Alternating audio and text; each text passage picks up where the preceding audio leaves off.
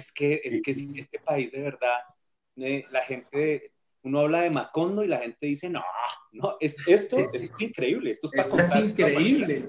Oye, yo llegué a pensar, porque hubo un Senador, grupo de congresistas que senador, le daban su dotación, su carro blindado, sus 2 celulares y una pistola.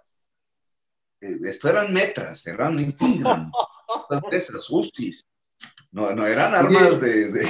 No, no, Y esto porque no lo sabía la gente, yo no sabía, esto es la primera vez que Sí, lo eso, escucho. ponga en internet, por ahí sale. Y hubo un grupo de congresistas que dijo, no recibimos armas. Y a mí me pusieron a pensar, ¿Te porque a mí se me imaginas a María cruzaron ahí. Fernanda Cabal con un rifle?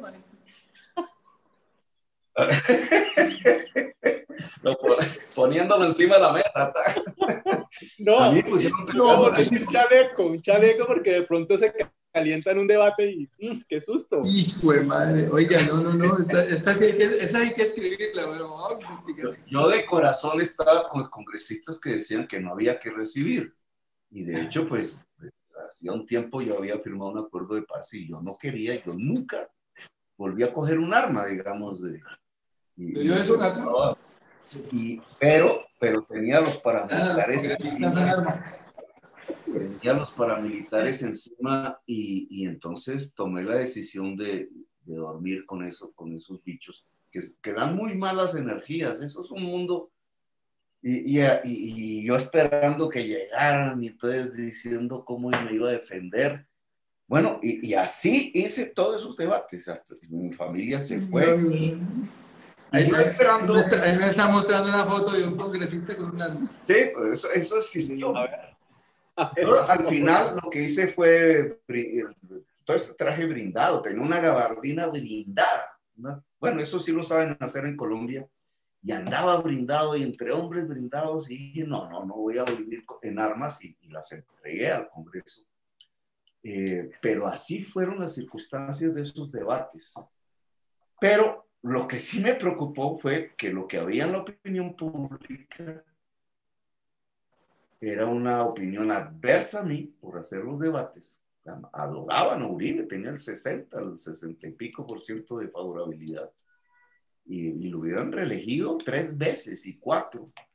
Y en cambio, sobre todo este tipo de cosas, era simpatía. El señor Carlos Castaño, entonces, era un héroe, la verdad sea dicha, para la clase media, para la clase alta, para muchos sectores populares. Muchas periodistas, yo conozco un poco de historia, mejor no cuento. Pero entendí. ¿Y qué pasó? Es que la prensa los vendía. Cuando había un ataque guerrillero, por ejemplo, entonces la prensa decía, la FARC hizo tal cosa. Pero cuando había una masacre, de las muchísimas que hubo, entonces la prensa decía un grupo armado y no decía paras. claro. Entonces, claro, la gente decía, pues un grupo armado puede ser la FARC, el ELN. Y nunca decía paras. Siempre decía un grupo armado, a veces decía un grupo armado no identificado. Y entonces construyeron pues la opinión desfavorable que tenía la FARC y el ELN, que tienen hoy, pero nunca una opinión desfavorable sobre el paramilitarismo. Y claro, cuando llegan al Congreso y los aplauden, ese día yo estaba ahí, yo hablé después de Castaño, no, de Mancuso. Yo me paré, sentía ira, y uno en los discursos no debe dejarse llevar de la ira. Uno tiene que estar muy tranquilo, porque si se deja llevar de la ira, pierde. Pero yo eché un discurso como en unos 10, 15 minutos, y nunca lo sacó la prensa. La prensa sacó el de Mancuso, no el mío. Y el aplauso, un aplauso de todos los senadores, yo los veía aplaudiendo. Y bueno, pues después que descubrí por qué, digamos, todos esos lazos que llamaron después de la parapolítica. Pero en el fondo yo creo que esos debates viejos ya en el tiempo permitieron ir forjando una conciencia, digamos, digamos, en un sector que al principio fue minoritario de la población, una conciencia de lo que significaba eso, de entender eso y de qué significaba el narcotráfico en el poder y de qué significaba el proyecto uribista y la juventud de hoy. Porque un joven hoy de 18 Por ejemplo, eso fue en el 2007, el debate del paramilitarismo en Antioquia, es decir, hace 13 años. Joven hoy de 18, 20, tenía un niñito de 7, 8 años en ese momento. Los Quizás centennials y no, los millennials. pero hoy no, hoy si uno coge esa juventud entre 18 y 25 años, que vayan a aplaudir a los paramilitares, no. Entonces ya hay una sociedad surgiendo muy diferente al de ese entonces. Pero bueno, la pregunta era, ¿cómo inciden? Pues depende, si uno ubica los debates en el momento histórico. Y sí tienen una incidencia. Si uno se destocha en eso, no tiene olfato, pues puede ser un debate bueno, pero no ni fu ni fa, que es la mayoría de los debates que se hacen. ¿Y qué cree que va Hoy a pasar creo que este con debate su debate de hace 2 días? pues mira, yo creo que este debate, primero, me parece, no lo vi muy irradiado en la prensa, ¿no? Como siempre. Ujú. No Pero lo los vi, puede periodistas, engañarme, claro, pero ya, no lo vi, lo vi se en las difundió en redes. redes impresionante. Está montado en Twitter, en Facebook, Sí, sí, hasta en en redes se Instagram, que es una difundió. plataforma que casi no tiene nada que ver con política. Sí, tengo ganas de que lo transmitan en la televisión y eso lo haré mañana pasado cuando haya plenaria. Pero, pero creo que la gente captó que efectivamente hicieron una trampa, una bellaquería, eso se llama una bellaquería, porque la cosa no es contra Santrich, así como lo ha querido manejar el presidente. Obviamente, a Santrich era el que se lo quería llevar, pero el objetivo era la paz. ¿Cuántos colombianos no morirán hoy, digamos, en estos días, estos meses y hacia adelante, simplemente porque se tiraron esa paz?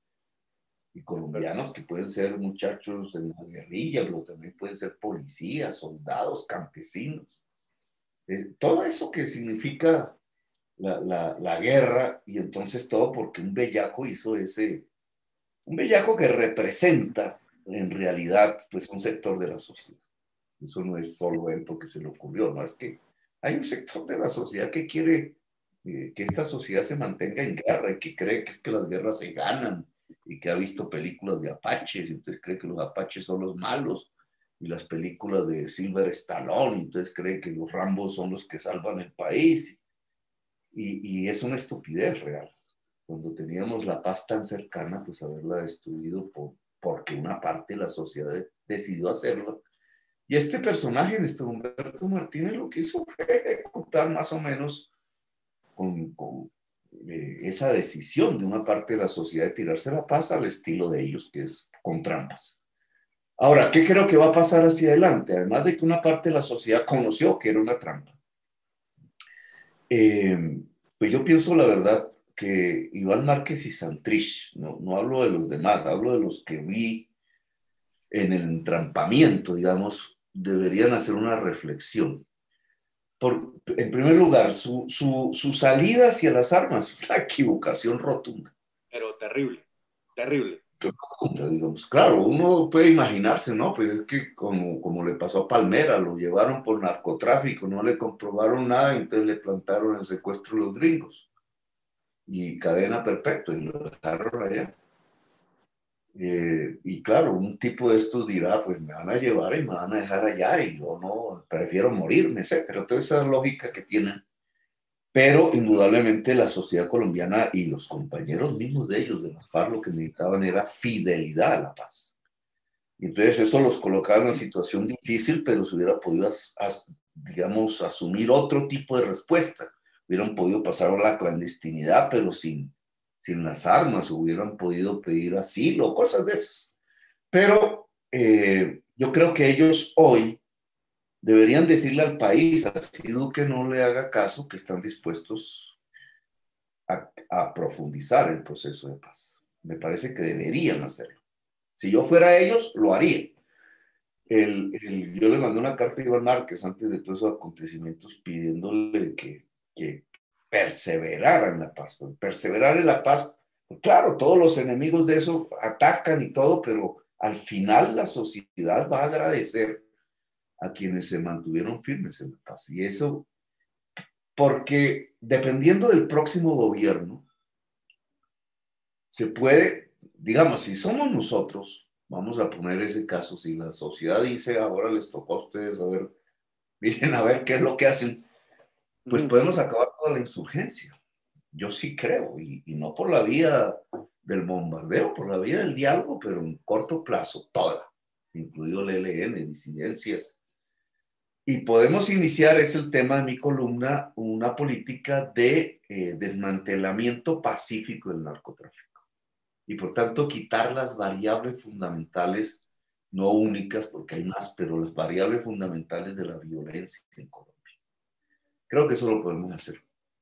Y creo que este debate nos va a ayudar a tener los argumentos para hacerlo. Y es un Estado que no haga trampa. Un Estado que si se llega a un acuerdo, lo cumpla.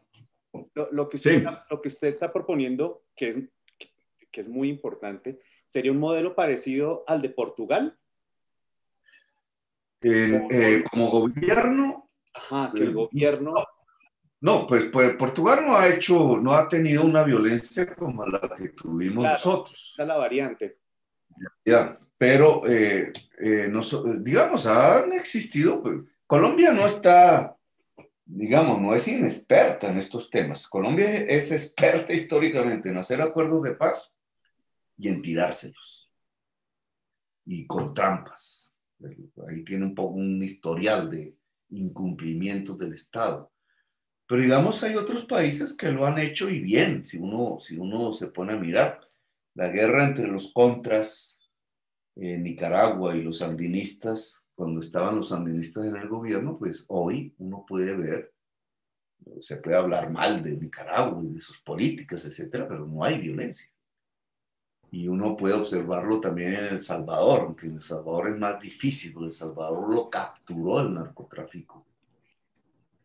Como una derivación desde Colombia. Entonces, Salvador es como una especie de víctima de lo que nos está pasando aquí.